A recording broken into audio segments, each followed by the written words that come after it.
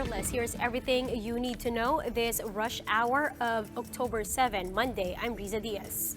Kicking off today's rush with President Duterte doing a 180 turn on his previous statement linking two generals in the drug recycling scheme. Jem Avancenia has a report. Fresh from his 4-day working visit to Russia, President Duterte again faced the same issue that the Senate and the DILG has been investigating: police officers involved in so-called drug recycling activities.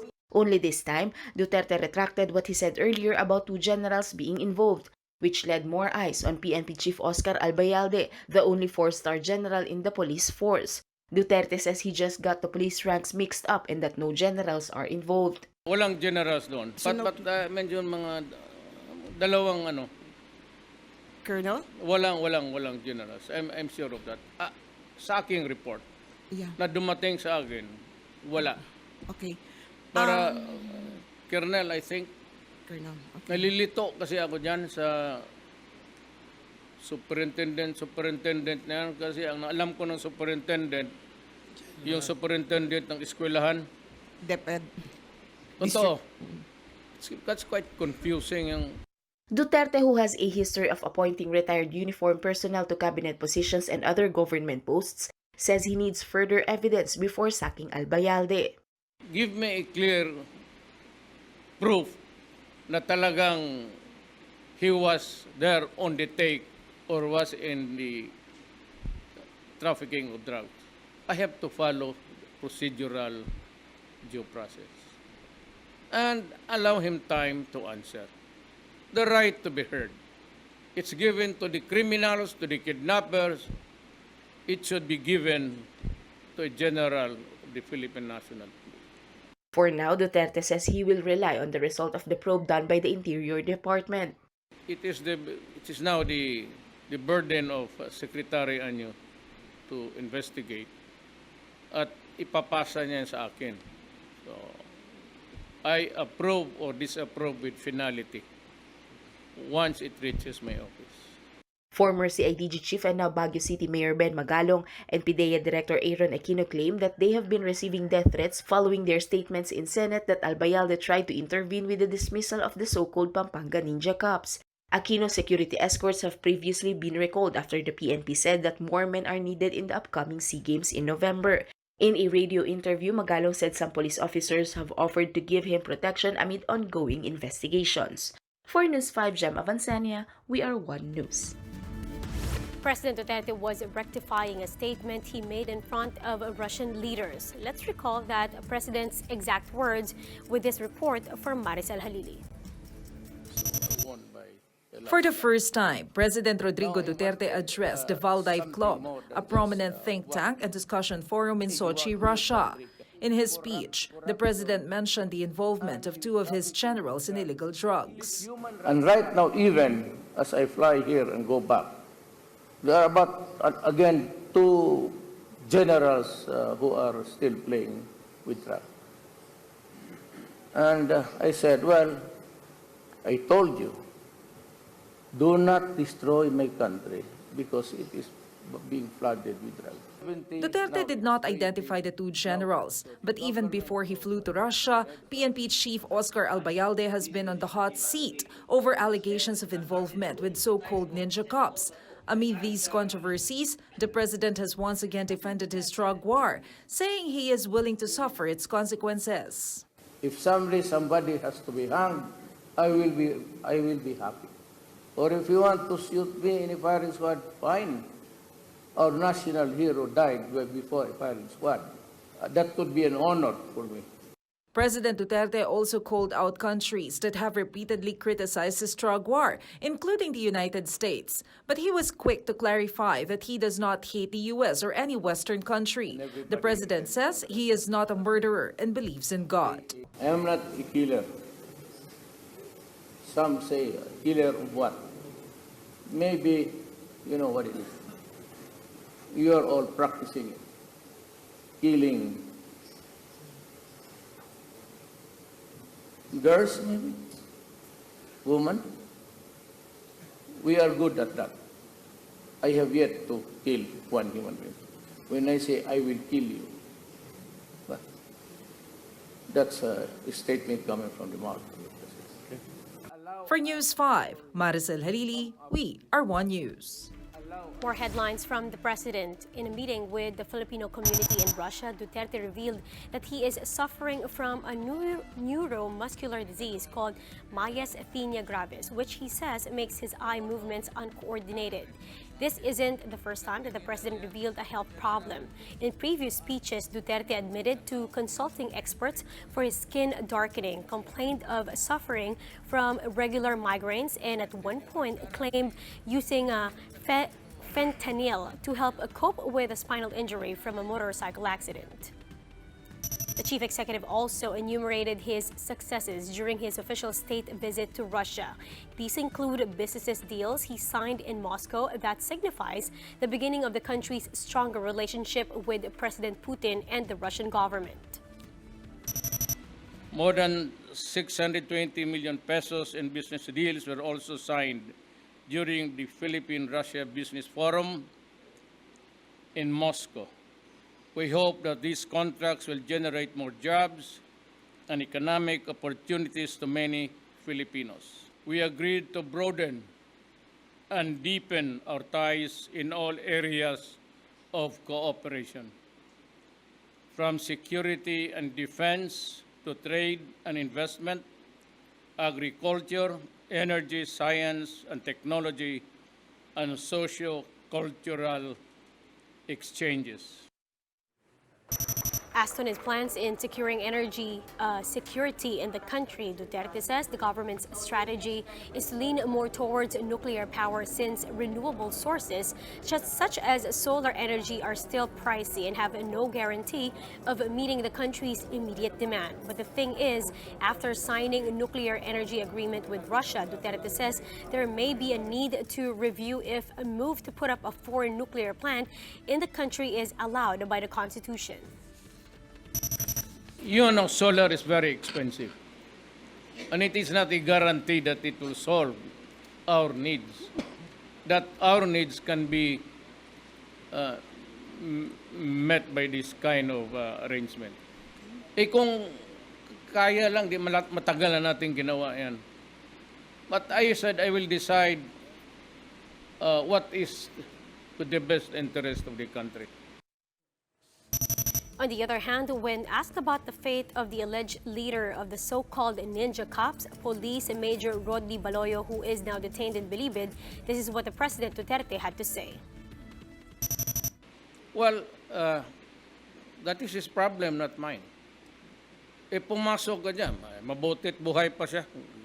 Pala siya na. LRT Line 2 operations are still suspended following the fire incident in 3 of its east stations. So let's see how commuters are coping this Monday rush with Hannibal Telete, who's reporting live from Santolan.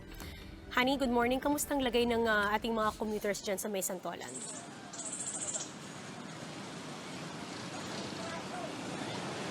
Riza, alas 4 ng madaling araw, marami ng pasahero at isang bus lang ang nakapila dito sa may Santolan na Pasig. Para ito sa mga pasaherong naapektuhan ng operasyon ng LRT Line 2. Itinay na sasakyan ang nabigyan ng special permit ng LTFRB para magatid ng mga pasahero mula LRT Santolan hanggang Cubao. Ang pamasahe mula Santolan hanggang Cubao ay 15 pesos, tulad din ng normal na singil ng sa LRT, ticket papuntang Cubao Station. Karamihan sa mga pasaherong sumasakay dito sa LRT Santolan ay galing pa ng lalawigan ng Rizal. Maraming estudyante ang nahirapang makasakay, kaya naman ang iba mas Bukod sa mga sasakyan, binigyan ng special permit, nagbigay naman ng libreng sakay ang MMDA at Philippine Coast Guard sa mga pasahero na bibiyahe mula Santolan hanggang Cubao. Ang libreng sakay ay naayuda ng gobyerno ay tatagal ng hanggang alas 9 ng gabi. Habang ang mga sasakyan naman na binigyan ng special permit Riza ng LTFRB ay hanggang alas 10:30 ng gabi ang kanilang biyahe. Riza? Hannibal, itong mga additional PUVs na dineploy para sa mga apektadong pasahero dyan sa LRT, 24/7 ba yung biyahe o anong oras lang nila pwede itong maasahan na masakyan?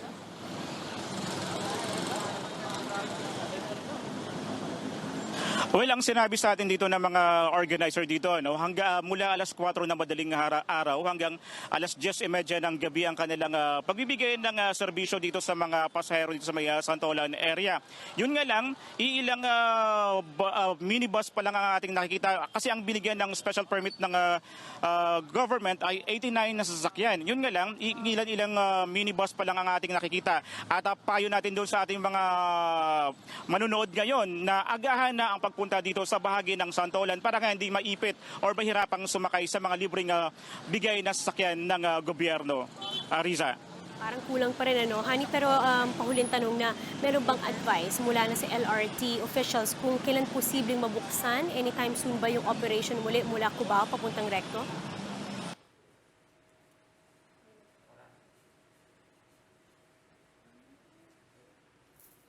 Ang LRTA na posibleng bukas ay magkakaroon sila ng operation or sabi nga nila pansamantala doon sa may Recto, Cubao going to Recto, pero yung mula dito sa may Santolan ay hindi pa maayos masusolusyonan yan dahil nga sa walang supply ng kuryente or sira pa rin ng fuse dito sa bahagi na ito, Riza. Alright, thank you.